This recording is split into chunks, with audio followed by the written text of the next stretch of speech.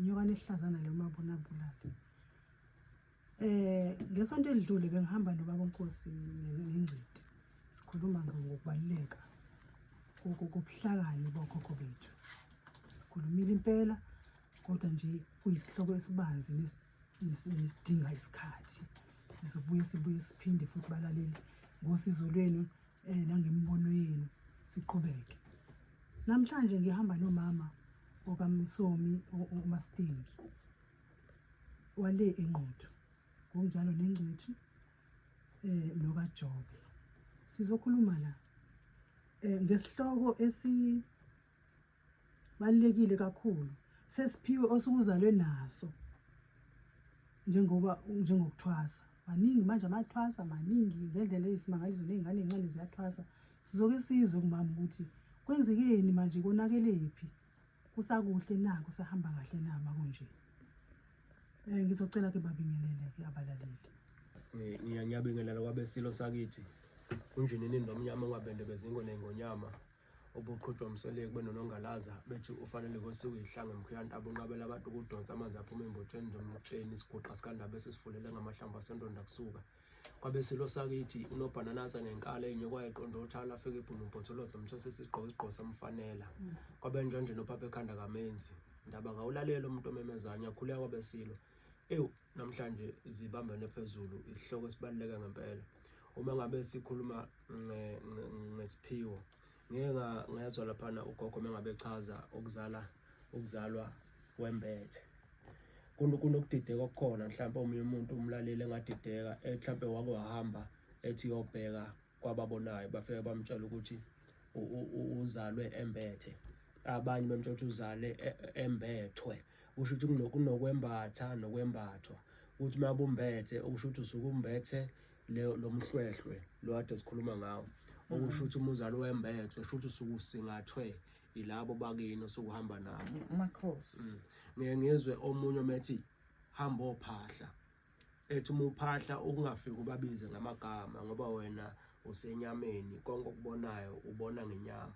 Kunamehlo mahle ubona unikezwe amehlo kamoya ungakwazi ukubabona hamba nabo. Mhlawumbe ungalithola lapha ilungelo lokuthi uphahla ubabize ngamagama ngoba uyababona. Kodwa uma usenyameni awukwazi ukubabona. Sengathi ungathi uma uphahla ukhulume nje usho ukuthi kwabakithi engihamba nabo okuyibona abaphethe inhlanhla yami isondelana ngoba shuthi ngekwazi ubabiza ngamagama.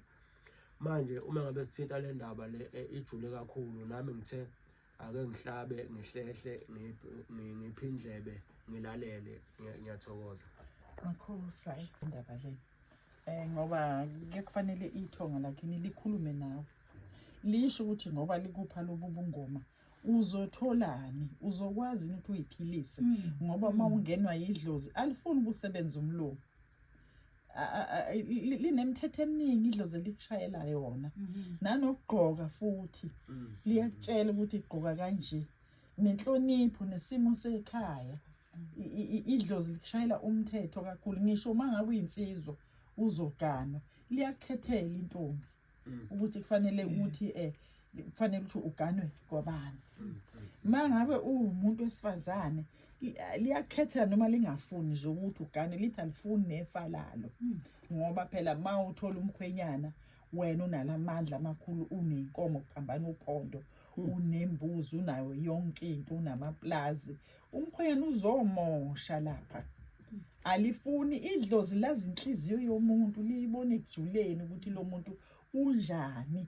Mangabe ngalungile liyakwazi ukumqhelisa idlozi. Idlozi awuzenzeli noma kanjani nokuhamba uma ufuna ukuhamba uyacela kulo awuveli uhambe nje uyakhuleka kuba abantu abadala. Ukusho ukuthi kahle hle idlozi mase likudinga kahle liyaqhatha nabantu liqhathe ngisho nabakwenu ngoba abaningi ukuthi uyasebenza emsebenzini axabane nabaphathi emsebenzini alisamfuniki asebenze kamlungu. Axabane nabaphathi axabane nabantu asebenza nabo limxoshwe agcina aphuma emsebenzini ahamba ofesa kwenye indawo nakhona afika axoshwe. Mengabe athola no lo msebenzi lo osebenzayo akusiwona umsebenzi awazala ufumbethe. Idlozi lakhe seliyamkhipha selimfuna la kulo msebenzi. Ngizwa kakhulu sikhuluma sithinta ukuthwasa nesangoma kanti la khona nenyanga.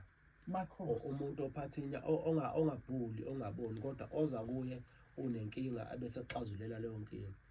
Baye bethi-ke uma ngabe inyanga isikhathi esiningi bathi usuke uthakatha ngoba wena uphatha umuthi ngempela, wena osuke uphatha kwesinye isikhathi sangoma kuyenzeka ufike kuso sikuyalela ukuthi hambe endaweni ethile uzofika uphile. Inyanga ifike ikuningi futhi into eyenza ukuthi abantu beze bethi inyanga iwumthakatha. Inyanga kufanele bengabe inyanga uwazi umuthi, uwazi ukuthi i-stroke sifakwa kanjani. Makhosi. Hayi ngoba ufuna ukufaka i-stroke kubantu, kodwa fanele wazi ukuthi i-stroke sifakwa kanjani ukuze mekufika umuntu one-stroke kuwena ukwazi ukumlapha. Ngeke umuntu afike eshawe ngenhlangothi, washawa ngenkwantshu, washawa ngemvulamlomo, washawa ngogesi, washawa ngamajikantama, ebese wena uzomlapha uzofaka izinungu zenguluma kuphela. Okusho ukuthi kufanele okusho ukuthi kufanele ukuthi wena ubothola i-stroke lesi sekanje, uthole zonke lezi zinto ashawe ngazo, ebese uthola nalezi intelezi-ke ezokwenza ukuthi uzikulaphe njengoma yime, njengomabopha ukuthi uyibophe lento uthole iy'mfinyezi, ikakhulukazi nalezi lwane othi uma uyithinta ay'goqane. Khombisa ukuthi lo muntu ngithi ushwabene uhlangothi, uma uyithola imfinyezi uyithole ushongololo, uyithole lezi lwane ezinye njalo njalo ukuze ukwazi ukumlapha. Okusho ukuthi uma inyanga kufanele ngempela wazi ukuthi uzwazi umkhuhlane ufakwe kanjani, fanele wazi ukuwukhipha ngale ndlela ofakwe ngayo. Futhi nalobo umthakathi. Phatheke konke. Esingakubalula-ke futhi okunye-ke. Ngaqhubeka kodwa sirephe manje. Engingakubalula nje futhi okunye okubalekile kuze kwakheke amakhaya mangabe uyisangoma. Kufanele ukwazi ukugeza umsamo. Amakhaya acace, ikhaya licace ukuthi yikhaya leli. Lingavelelwa iziga, kungabi imnyama, izingane zakhona ziphumelele, zifunde, ziganwe, zigane. Ukwazi ukulungisa idlozi umsamo uligeze, liphume ebumnyameni. Ugeze nalabo ababe namaphutha nababethakatha emakhaya lapha emzini abantu benomhawu. Umhawu nawo uyasuswa ngoba uma ungasekho kulomhlaba wendele kuba bamkhulu, awukwazi ukuba ingilozi enhle mangabe ubunomhawu abanye ungabathandi. Unenzondo. Ngelilodwa nje njomani ungavalile sangoma. Siyathokoza kakhulu ithuba esilitholile Ukhosini, ukuthi Ukhozi aluphakame kakhulu, bande kakhulu abalaleli kunakuqala. Sithi nje intsha nabakithi abadala nabo bonke mabakhulu abantu babuyele kokwakubo, zibuye edumeni, sigcine siqaphelisise ey'ntweni ezisehlelayo, silungise iy'phiwo zethu. Makhosi. Hayi ngithi angithokoze kakhulu Okhosini ukuthwalela ithuba. Ngibonge nasemhlabathini engizalelwe kuwona wakwanyandawo iphahla endaweni yaseMvunyane. Ngiphinde ngibonge nasendunini yami uNosipho Sithole khona eMvunyane ukweluleko. Ngithi abantu mabazi ngey'phiwo, bangavumeli iy'ngane zihambe ziyothwasa zincane, zibuke iy'ngane sey'phuza utshwala zisayingeni leyo ndaba yobungoma, kade kumoshiwe izimali kwenziwe. Bayibhekisise into abantu, mhlawumbe ugogo nje wayefuna ukwethulwa enamandawo noma wayeney'nkinga manje udinga ukuhlawulelwa, abayibheke abantu leyo nto. Ingane ayibonakala ukuthi iphethwe yini, iphuphani, uyibuza amaphupho uma umzali. Khane kuzohlanganisa ukuthi cha ngakuthatha kuyothwasa-ke bakukhomba kuphi. Ngithi angithobe ngithokoze. Ekhosini. Ugogo sevakithi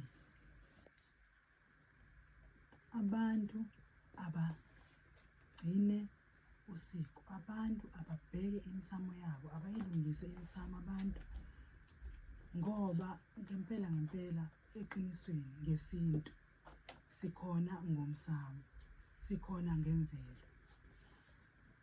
Ngiyazi ukuthi-ke angikwazi ukuthi ngingakhulumela wonke umuntu, abanye abantu abanandaba nalento, kodwa labo abasakholelwa ekuthini ukhona umsamo, ukhona imvelo, ngiyacela ukuthi bahambisane nathi. Inyanga iyagcwala namhlanje, siyazi ukuthi senzani, siyacela uNkosazana uNomkhulwane, siyaphahla, siyacela, siyabonga konke okuhle asenzele kona. Siyaxhumana, funa sixhumane nemvelo sizwe uma ngabe kuyisikhathi sokuthi sikhulume nazo.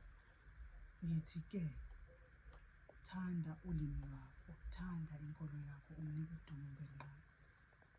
Kodwa uma uzonda inkolo yakho, uzonda ulimi lwakho, umthetho ihlazo wavela kuqala. Ebukhosini. Ebukhosini.